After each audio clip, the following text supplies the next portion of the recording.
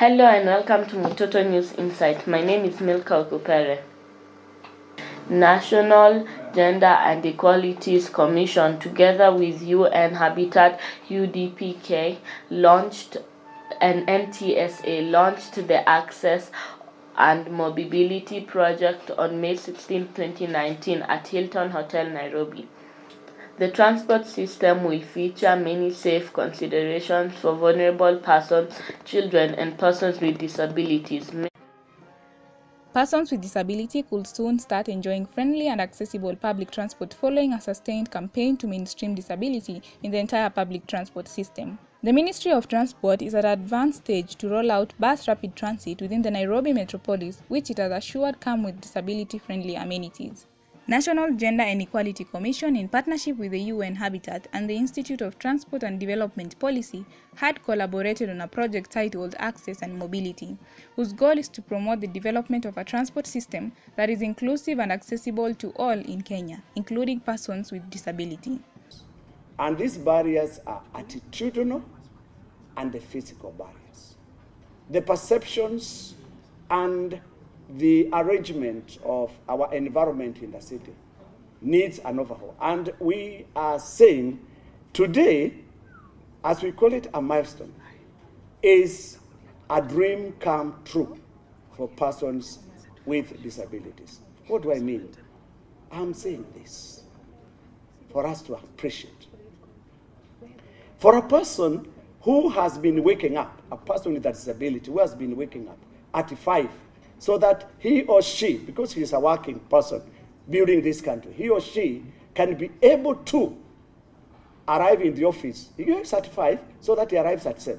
For that person now, what we are saying, what we are telling him or her, or what we are saying in the very distant future, because the chief secretary, as administration secretary is here, in the very distant future, with the BRT modifications, as we are saying, this person will not wake up at 5. Probably wake up at 7. And by 8, you'll be there just like I am there. And don't ask me how I get there. Now, we also say this person who has been cooking, just preparing her supper for her children, around 10, because she has to be the last person to leave the city when the matatus at least can afford it to wait for him or her. Now, this person can go and prepare supper and have it for her children around 7 or 6.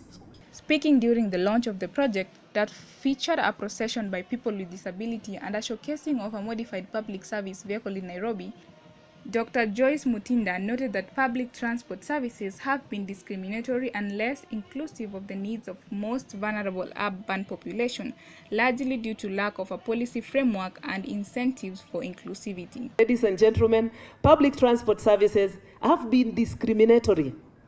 And we in NGEC, we fight discrimination. That is why when you look at quite a number of members of NGEC, you find the shirt is, can you see we are afforded? We are afforded because we fight. We fight every day. During the procession, members of the Kenya Disability Parliamentary Association, led by their chairperson, Honorable Timothy Wanyonyi, got an opportunity to test a public service bus owned by the Kenya Institute of Special Education, which was fitted with an automated ramp, allowing seamless access to persons on wheelchair. Our chief guest, when you are on a wheelchair, and probably it is during that time that we call rush hours, and probably it is raining, the matatu people will not want to pick you because they are rushing, and you are very slow entering into the matatu as a person on a wheelchair. So we spend a lot of hours being rained on because matatus don't want to pick us because of our snail speed. That is one. After 2 hours, 3 hours of waiting, that matatu that will accept us will have to pay 3 times. One, I'll pay the fare for myself. I'll also pay the fare for the wheelchair. I'll also pay the fare for my assistant who will go and assist me. So I have a triple budget. If I was going for a job that I will earn a certain amount with another person, of course for me, I'll be spending 3 times. If I'm going for business, I'm going to Kikomba to sell my mitumba. Remember, that I have paid 3 times more than you. For you, you'll make more profit. For me, I may end up making losses. The UN Human Settlement Program, UN Habitat, said it will assist Kenya to develop an inclusive transport sector in order to promote economic development. The county is also endeavoring to include the citizens in its decision-making process on mobility issues, and we have been involving the users when major changes are about to be done on the functionality of the streets. A case in point is the proposed pedestrianization of Luthuli Avenue, the one I talked of, where several urban dialogues with the road users have been held, including a placemaking a week. Ladies and gentlemen, Nairobi is committed to ensuring all Nairobians, regardless of their socioeconomic status or physical status, is able to access all places of their choice with ease. We are in the process of coming up with the Nairobi transport policy and land use plan that is to guide the development of Nairobi on transport matters. Also, the Nairobi Traffic Management Bill is at the review stage and will be aligned to ensure universal mobility is achievable for all Nairobians. A significant proportion of Kenyans in major urban centers walk to work. This therefore calls for the right policy mix to ensure there are sufficient footpaths and cycling lanes to support non-motorized transportation modes.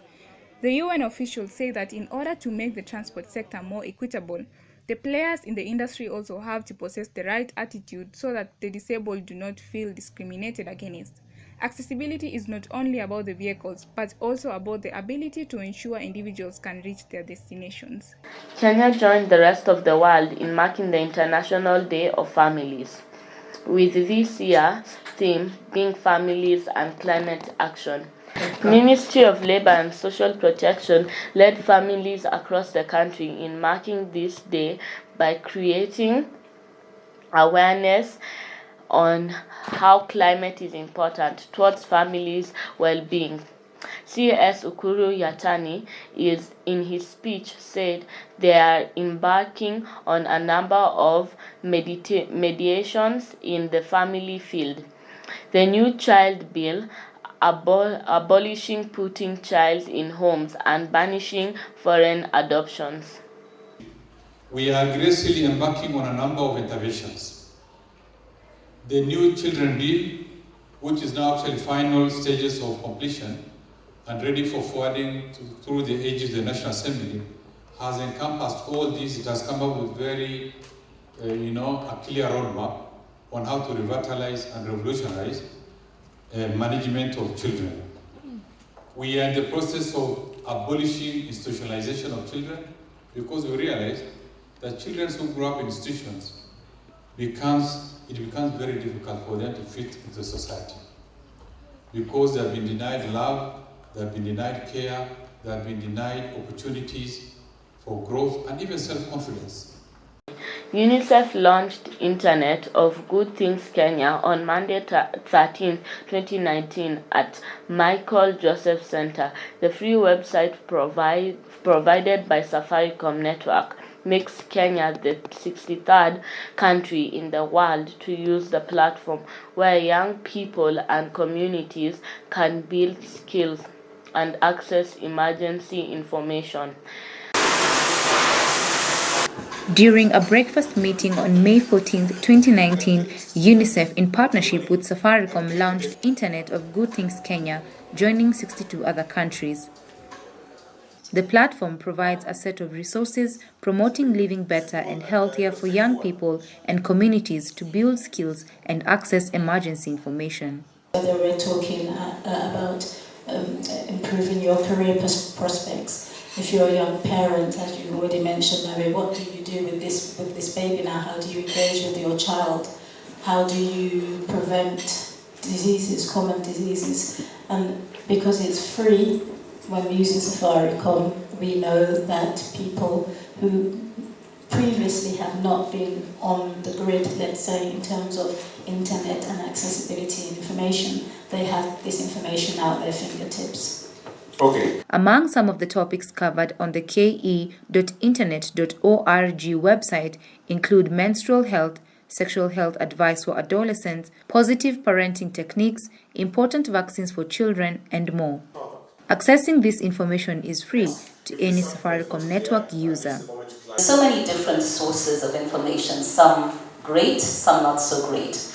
Our partnership was based on, wouldn't it be a great idea to have one credible source of information that can provide much needed advice, guidance, tips to young people from a credible source and from a partner who has years of experience in working with children and young people. And that's what was very important for us. And more importantly, to have this information available and accessible at no cost. While this is for a fact a challenge for consumers without a smartphone and also for children, UNICEF and Safaricom hopes that the conversation can go further through word of mouth until permanent solution can be found for all citizens.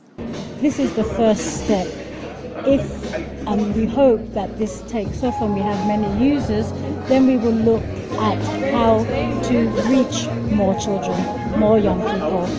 In Malawi, where Internet of Good Things is UNICEF is working in partnership with the ministry, with other organizations, what they're doing now is looking at having tablets incorporated into the schools. From Mtoto News, I am Anne Wambui. More than 175,000 children go online for the first time every day, meaning a new child every half second. The consequences of staying online can be devastating for a child and young people who are paying the price of depression and low self-esteem. Here is a video by UNICEF about safety tips on how to end violence against children online.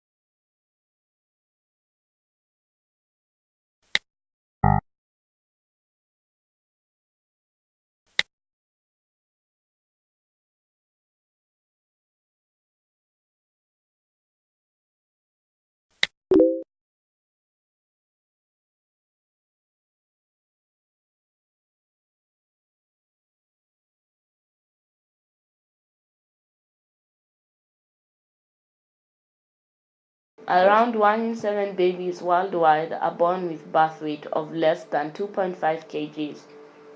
More than 80% of the 2.5 million newborns die from low birth weight. The babies who survive have a great risk of stunting and physical ill health later in life, including diabetes, according to World Health Organization. Implementing universal health care in Kenya is important to ensure everyone can access service at every age. Thus, there is a need to take action by tackling key drivers of low birth weight like indoor pollution, prematurity, and poor growth in the womb. Save the Children launched a campaign to stop the war on children in Dakar between 15th and 18th May. The war is affecting children drastically, therefore we need to provide medical and mental health support for these children. I have been a child participant since 2008, and my participation as a child ended in 2014 when I attended the Day of African Child in African Union in Addis Ababa. I have been in the front line for the realization of children, to help children who are denied right to achieve their dream in the future. we have been a number of group of young people in South Sudan who have participated as children, and as a child participant, I have seen and I have known as my experience now that there is much work need to be done in terms of child participation in South Sudan. That is all I had for you today. Remember to subscribe to our YouTube channel and our social media pages at Mtoto News. See you next time.